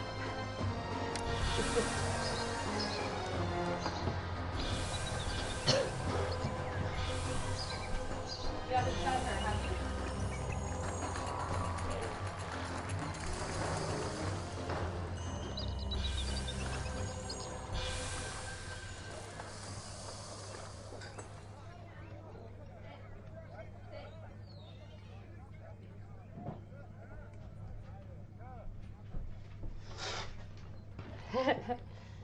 Okay, she's fed. She is very vocal when she doesn't get fed. I've also taught her how to sit. Yes, I've taught her, she sits when I give her food. Everybody says you can't train cats. You can. Right, I've got 1390 people. Alright, I've got, what do I need to do? I need to up my, I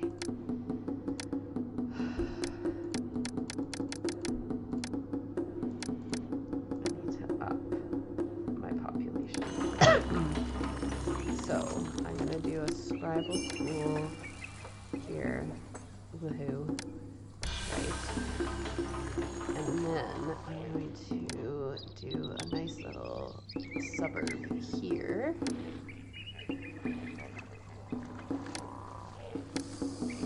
Completely independent suburb from the rest of the game, whose only purpose is to up my population.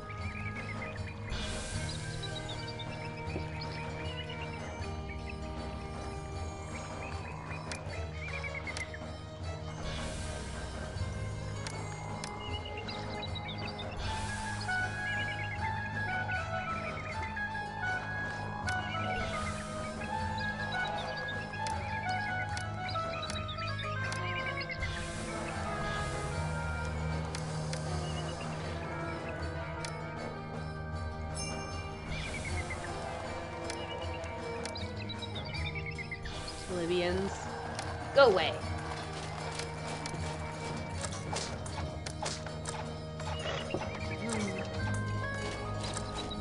Feed the hairy one.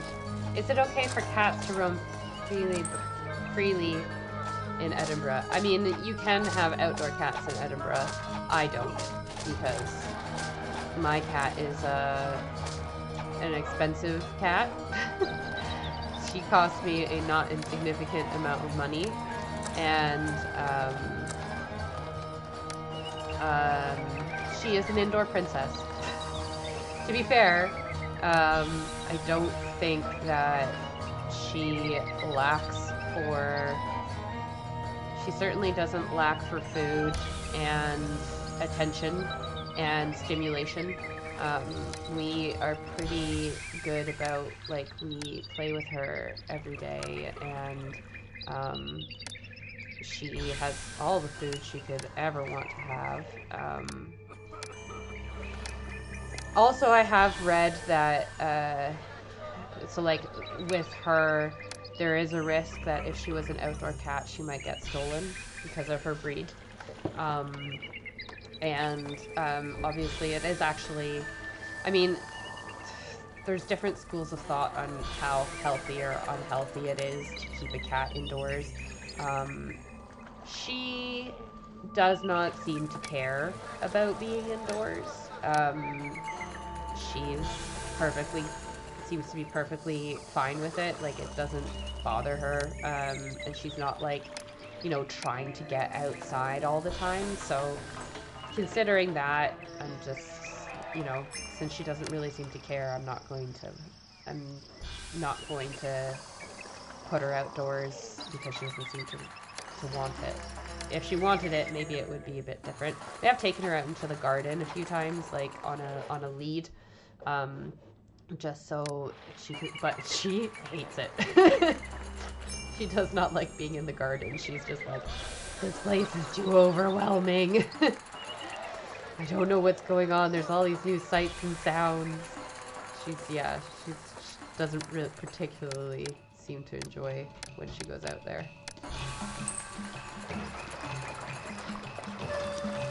They hinted at the end of the last Mummy movie that the fourth Mummy movie would be set in Peru, and the Mummy movie with Tom Cruise was really bad. Yeah, the Mummy movie with Tom Cruise was really bad. I tried watching it, and like, it's so sad because Sofia Boutella, I think that's her name, the actress who played the Mummy, is really, I think she is Egyptian, and she's a dancer. And I thought she was a really interesting premise. They were trying to set up like a whole like mythical monsters universe, Dr. Jekyll and Hyde, and Dracula, and the Mummy, like a horror thing, like a horror entertainment universe, I guess. And it just fell quite flat for me. I thought that the third Mummy movie, yeah, being in Peru, that would have been interesting. But I don't really know if it works to well, I suppose global, because, I mean, the Egyptians actually believed mummies were going to get resurrected. Or that you could resurrect them in this life and not the next. Debatable. Oh, crap. Oh, these guys don't have a position. Oops.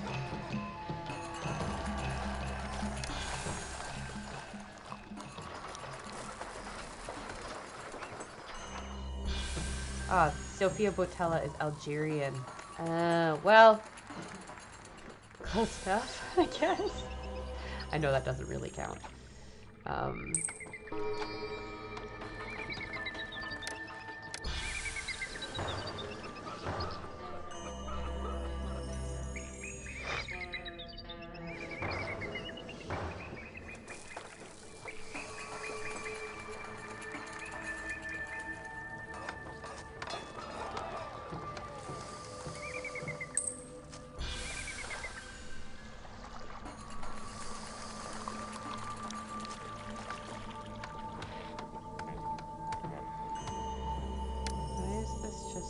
Not producing papyrus. What's going on here?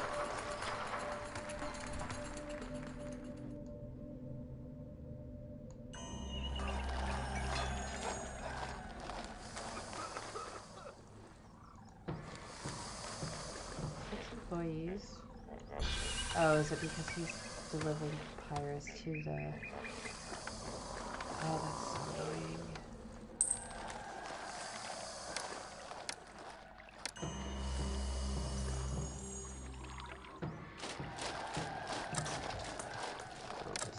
And then I'm gonna get attacked by the Libyans. Just watch.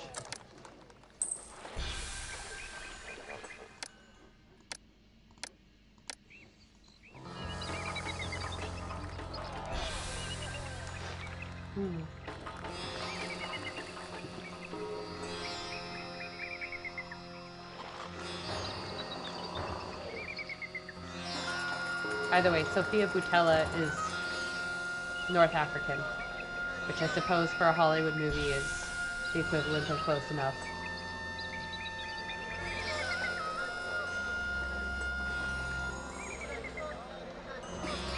She did the best she could with the crappy story she was given. You are correct, Wasim. I think she did a great job of like the physicality of the role, to be fair. But yeah, I think she it definitely was crazy, and it's it's the whole Tom Cruise thing, like as if he what was it, his romantic lead in that film was like 30 years younger than him or something like that. Like, this is the thing about the Tom Cruise, that's the hard thing about that movie, is it had to be, Tom Cruise was the main character. I think, no shade on him, I think Tom Cruise does some excellent films. I really enjoyed, strangely, the what's the Air Force one, that the new Top Gun movie that he did, and what was the other film that he had just come out?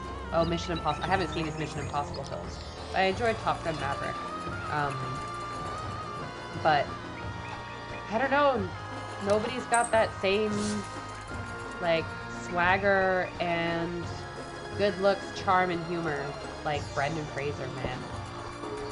It's just, like, how do you live up to that? How do you top peak Brendan Fraser, like, when he was in the Mummy movies? There's a really hard, I feel like, mix to get, in terms of, oh no, my troops didn't do a very good job. Well, that was dumb. It was really hard. That's a really hard thing to replicate.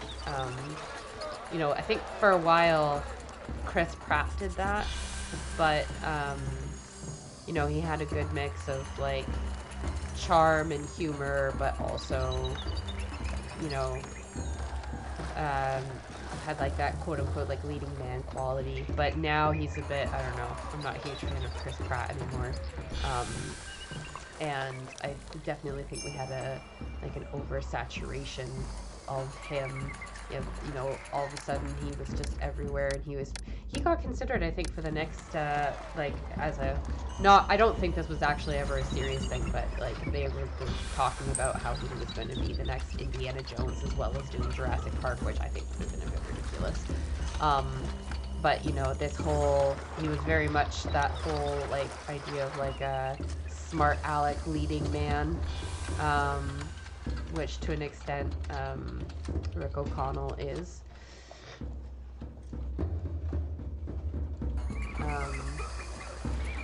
But yeah.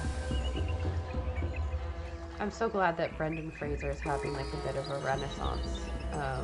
You know, I feel horrible about what happened to him that led to him, you know, having to, like, quit and leave the film industry and everything, but I'm glad that he's, you know, making a bit of a comeback. Oh, getting invaded by the Lydians again. Oh, well, it's almost 6 o'clock. Okay.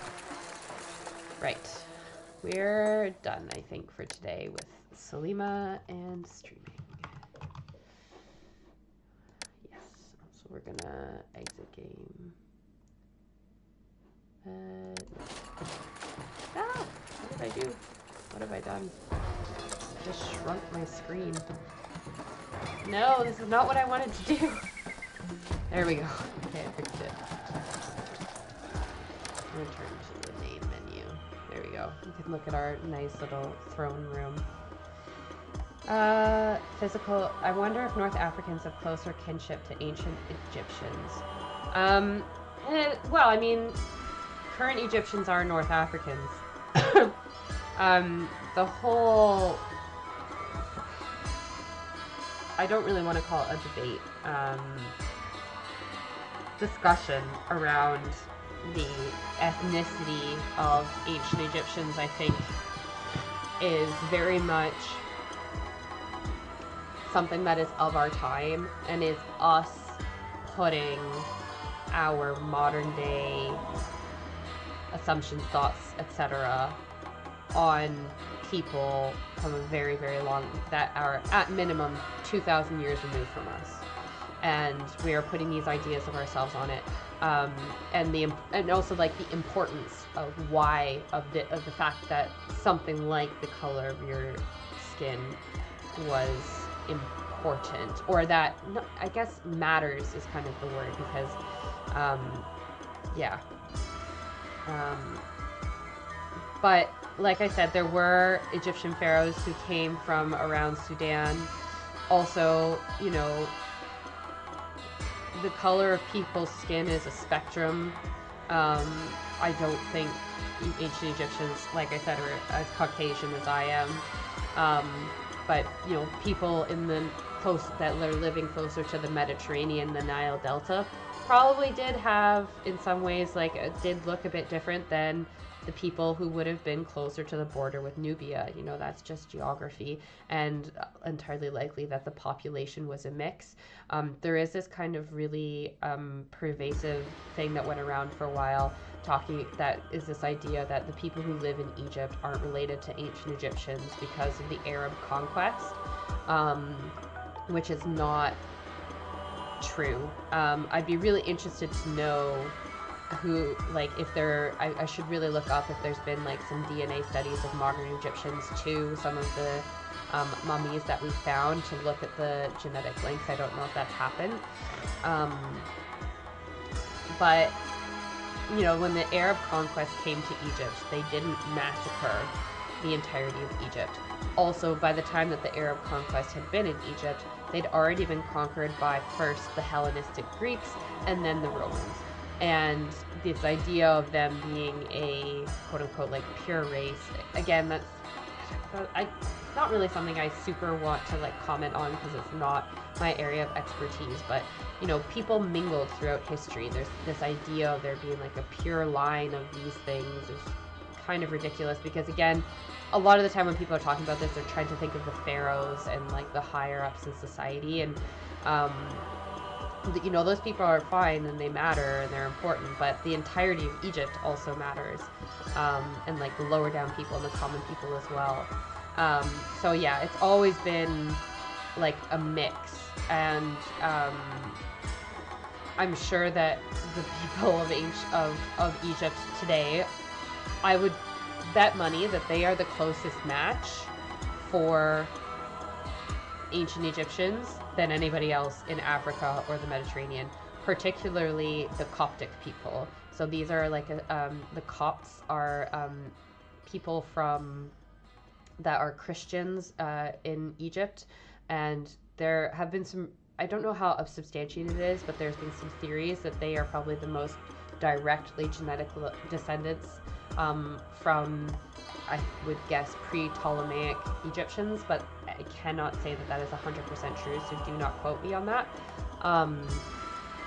And Rami Malek, the famous actor, is a Coptic Egyptian, which I think is really funny because I've seen a thing before where there were people who were giving him a hard time for playing an Egyptian pharaoh in the National Museum movies, when he is literally probably the most accurate person to portray an Egyptian pharaoh in Hollywood.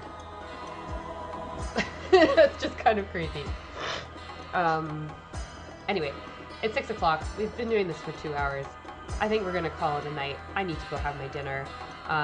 Thank you so much for joining me today on the stream. If you've been able to make it, I hope that anyone who's come along has enjoyed. I hope that you've learned something new as per usual. I always enjoy talking to you guys and doing these streams. If you haven't yet, don't forget to check out Archaeology News for September 2023, my latest video that I'm putting out. I am in the process of working on something with Kaylee, History with Kaylee at the moment as well as I have reached out to some Indian archaeologists who I am hoping to feature on Ask an Archaeologist sometime in the near future. So it'd be really, because I have so many people ask me about archaeology in India, I think it'd be really interesting to talk to people who live and work in India as archaeologists. So some of the stuff that's coming up for the channel, go follow me on Instagram, check out my reel that has like 1 million views. I think it's pretty cool. And yeah, thank you so much for coming along today, guys. I've enjoyed my stream, and stay curious, and I will see you on our next adventure. Bye.